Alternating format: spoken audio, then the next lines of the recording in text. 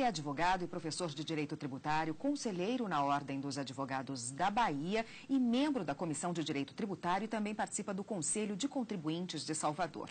No programa Perspectiva de hoje, eu recebo Gustavo Mores. Bem-vindo ao programa Perspectiva, doutor. Obrigado, Érica, pelo convite. É um prazer estar aqui com vocês. Bom, hoje o nosso assunto é imposto de renda. Quase todo mundo paga imposto de renda no Brasil, mas pouca gente sabe a história desse imposto, de onde ele surgiu, para que é usado.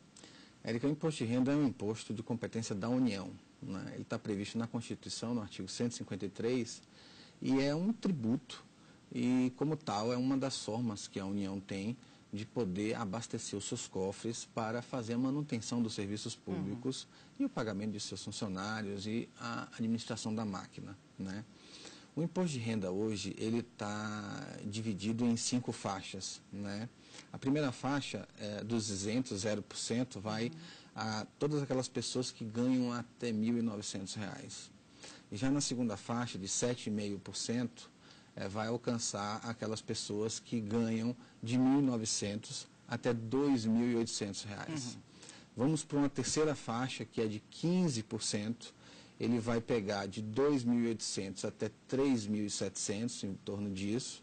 A quarta faixa, 22,5%, vai pegar as pessoas que ganham de 3.700 a 4.600, em torno disso. E a partir de 4.600 em diante, 27,5%.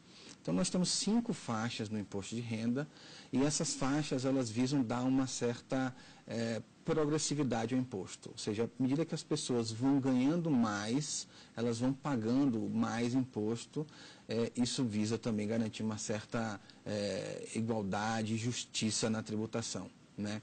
O imposto de renda, ele é declarado, né, todo ano, no dia 1º de março, né, até 29 de abril. Então, todos os contribuintes, né, têm nesse período para informarem ao fisco, né, todos os seus rendimentos, para que o fisco possa, então, proceder a essa cobrança. A receita desse imposto é aplicada em quê? E a gente pode dizer que o imposto de renda é um dos principais impostos pagos pelo cidadão brasileiro?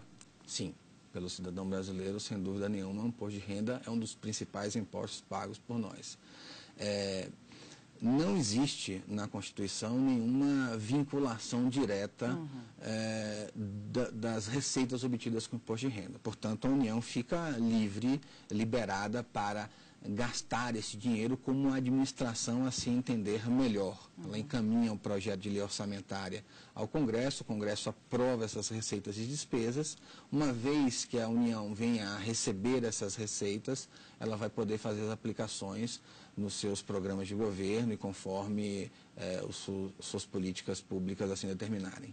Quem é obrigado a declarar? Você já disse aí pra gente, já elencou as faixas, né, salariais aí de recebimentos por parte do cidadão que é obrigado. Mas quem é obrigado? Quem não é formalizado, por exemplo, quem não é seletista, mas que tem ganhos, é um autônomo, também é obrigado a declarar? Então, temos duas diferenças aí. Aquele cidadão, aquele contribuinte que tem um vínculo formal com o empregador, esse não tem escapatória, porque o pagamento dele já é retido na fonte pelo empregador, né? O imposto de renda retido na fonte.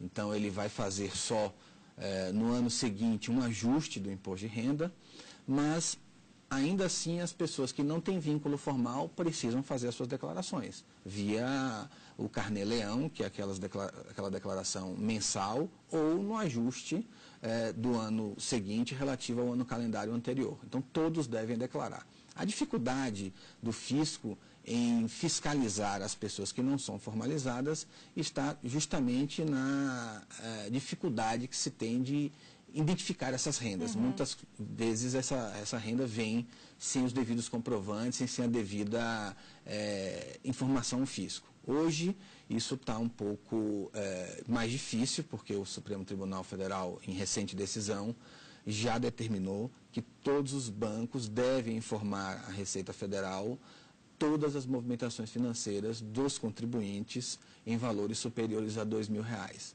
Então, as pessoas que têm movimentação, mas não têm vínculo formal, devem fazer essas informações e juntar os seus comprovantes para que possam, no dia da declaração, no período da declaração, ter todos os elementos necessários para prestar a informação da forma mais correta possível. Se não fizerem isso, é sonegação? Veja, a sonegação, ela é uma intenção deliberada de esconder um rendimento do fisco, né? Às vezes o contribuinte deixa de informar por um desconhecimento ou um descuido, né? Então, o contribuinte que não informa, não faz a informação no período correto, ele está sujeito a uma multa, né? E que o valor mínimo dessa multa é de R$ 165 ou 1% do valor do tributo devido, né? Para que haja sonegação, seria necessário que ficasse demonstrado a intenção do contribuinte, do cidadão, de omitir aquela receita. Às vezes, a informação não é prestada por alguma dificuldade do contribuinte ou é prestada parcialmente. E aí, qual é a punição se a pessoa se enquadra na sonegação? Sonegação fiscal é um crime, né? O contribuinte que deixa de informar deliberadamente a receita e vai sofrer um processo tributário de cobrança, um processo administrativo tributário de cobrança desse débito e poderá ainda responder a um processo criminal por sonegação fiscal. A Receita faz isso, como você já bem disse aí, por cruzamento de dados hoje em dia, né? Inclusive com essa recente decisão do STF. Sim, exato. A Receita, qual é a grande arma que a Receita tem? Ela recolhe as informações de todos os contribuintes, então todas as pessoas que auferiram renda no ano calendário anterior ao ano da declaração prestam essas informações à Receita, mas a Receita também tem a informação das fontes pagadoras, né? As pessoas que tiveram despesas também fazem essas informações à Receita. Então ela vai fazendo o cruzamento dessas informações, tentando verificar se há alguma incompatibilidade nas declarações dos contribuintes. E aquele contribuinte que é identificado algum problema, ele acaba indo para o que nós conhecemos como malha fina da Receita, onde a Receita solicita a ele que compareça à sua sede para prestar informações e apresentar os documentos relativos àquela receita. Porque às vezes acontece do contribuinte informar uma receita, mas não ter aquele comprovante informar uma despesa e não ter o comprovante daquela despesa. Então a Receita vai solicitar que ele compareça para poder fazer aquela checagem. Nesse ano, quais as modificações que foram feitas aí na declaração do imposto de renda? Olha, a Receita esse ano está fazendo as declarações todas pela internet, então a Receita disponibilizou um sistema que pode ser baixado pelo contribuinte diretamente no site da Receita, para qualquer computador, e disponibilizou também a possibilidade para os contribuintes fazerem essas declarações por tablet ou aplicativo no celular. Basta entrar no celular e baixar o aplicativo e a Receita vai estar recolhendo as informações através desses aplicativos. Isso facilita a vida do contribuinte, né? O sistema é simples de manusear e também ajuda a Receita, né? Essa seja talvez a principal inovação desse ano da Receita. Tá ótimo. A gente continua nesse assunto no próximo bloco. Só um minutinho, por favor. Tá bom. O programa Perspectiva vai para um rápido intervalo e a gente volta já já.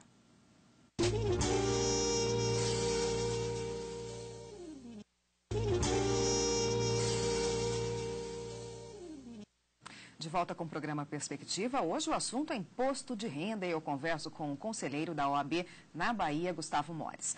Doutor, outra coisa que gera muita dúvida dos contribuintes nessa hora são as deduções, né? O que é possível deduzir no imposto de renda? Verdade.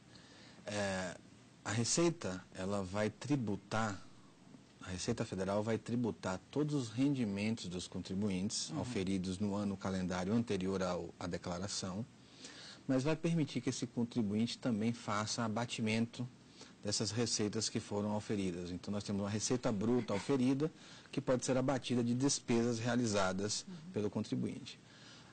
A primeira delas é despesas com saúde, né? Plano de saúde, despesas médicas com psicólogo, dentista.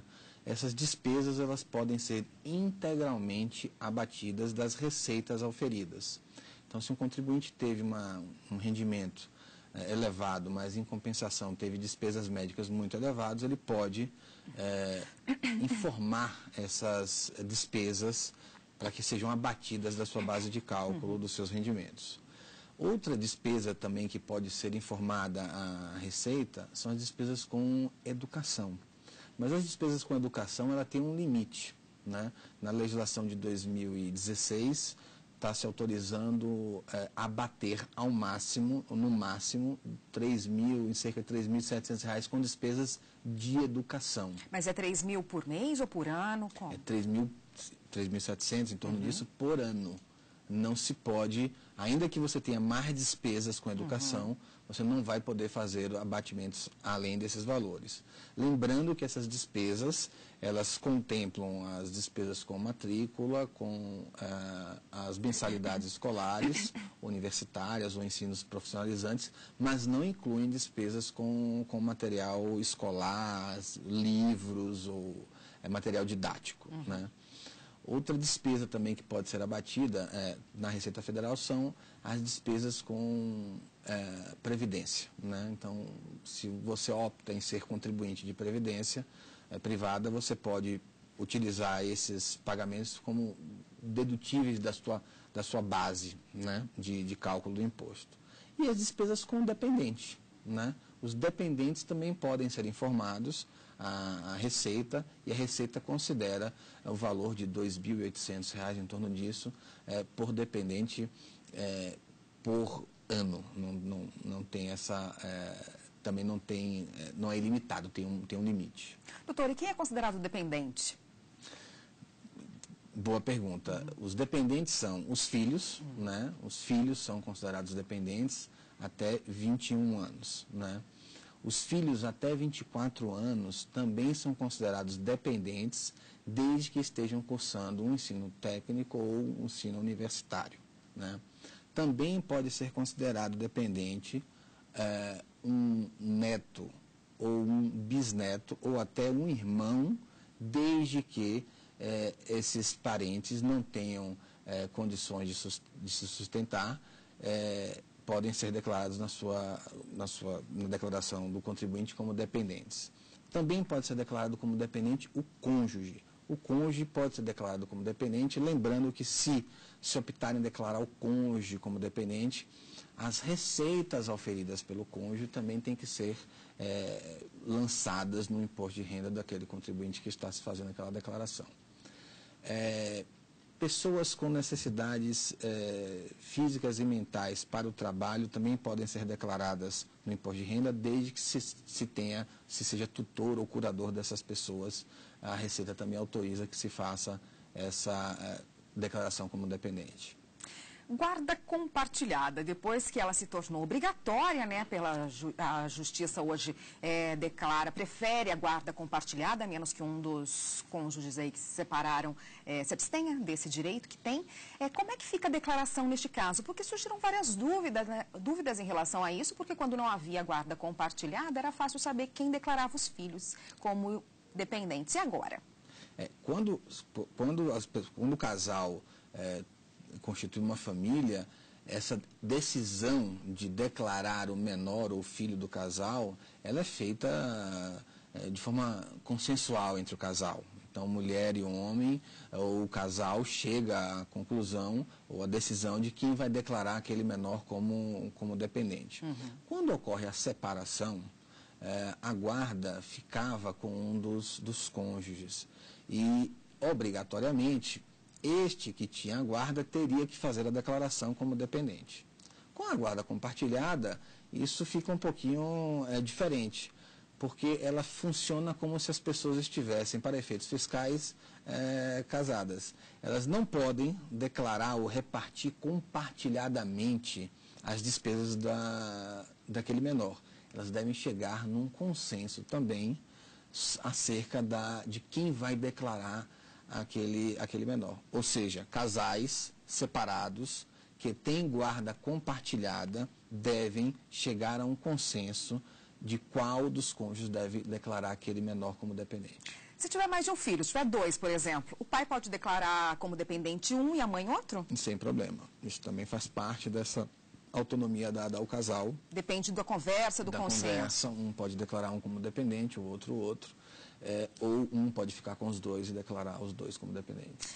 Isento, né? Muita gente, a gente teve já que fazer a declaração de isento, quem não tinha que fazer a declaração formal. Ela existe ainda hoje ou não? Isso dava bastante trabalho para o contribuinte, principalmente aquele contribuinte que tinha uma renda nessa faixa de isenção. E era justamente este contribuinte que acabava não fazendo a declaração do imposto de renda e acabava tendo que pagar uma multa. A Receita Federal acabou com esta obrigatoriedade, hoje não é mais obrigatório. Só o contribuinte que tem renda que deve ser fiscalizada pela Receita deve fazer essa declaração. Os contribuintes que estão na faixa de isenção estão desobrigados a fazer essa declaração. Aplicações financeiras. Muita gente tem dúvida, né? Porque existem aplicações financeiras que são tributadas, devem ser declaradas no imposto de renda e algumas não. A poupança, por exemplo. Explica pra gente como é feita toda a declaração desses rendimentos de aplicações financeiras. Todos os contribuintes que têm aplicações financeiras devem prestar também declaração ao fisco, né, à Receita Federal. Essas aplicações financeiras, elas estão sujeitas a uma tributação exclusiva, uma alíquota diferenciada, inclusive, né? Devem ser informadas junto com os rendimentos oferidos naquele ano calendário e a Receita Federal vai fazer essa fiscalização também. Ou seja, aplicações financeiras, aplicações em bolsa de valores, né, devem ser declaradas como rendimentos. E a poupança não? Não.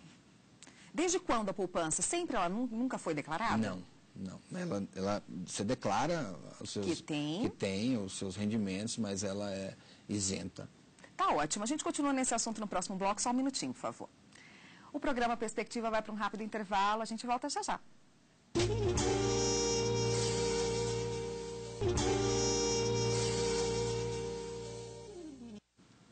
De volta com o programa Perspectiva e hoje o assunto é imposto de renda e eu converso com o conselheiro da OAB na Bahia, Gustavo Mores. Doutor, é fácil declarar a pessoa em casa, fazer essa declaração sozinha ou tem que contratar um contador? Olha, o sistema da Receita, ele é relativamente simples, não tem maiores dificuldades para se fazer esta declaração. O que pode complicar um pouco é as informações dos rendimentos obtidos no ano anterior. Às vezes o contribuinte perde esses documentos e fica sem saber direito como fazer essa declaração. Então, se ele puder ter auxílio de um contador ou de um advogado especialista na área, é o melhor caminho. Muita gente também não lembra o número, né, do recibo do ano passado e que geralmente se pede. Isso é muito importante ter, e se a pessoa não tem, consegue declarar? Consegue. A pessoa sem o recibo, ela vai conseguir fazer a declaração, mas ela vai ter que preencher tudo novamente. Com o recibo, você já tem todos os dados informados da declaração do ano anterior, então fica mais fácil você fazer essa declaração. Também é possível você tentar obter o recibo com a Receita, mas aí também vai dar um pouquinho mais de trabalho, mas sem recibo é possível fazer nova declaração sem problema. Neste ano ainda é possível optar entre fazer uma declaração completa ou simplificada? O próprio sistema faz isso para você? Você consegue ver ali o que é mais interessante? Sim.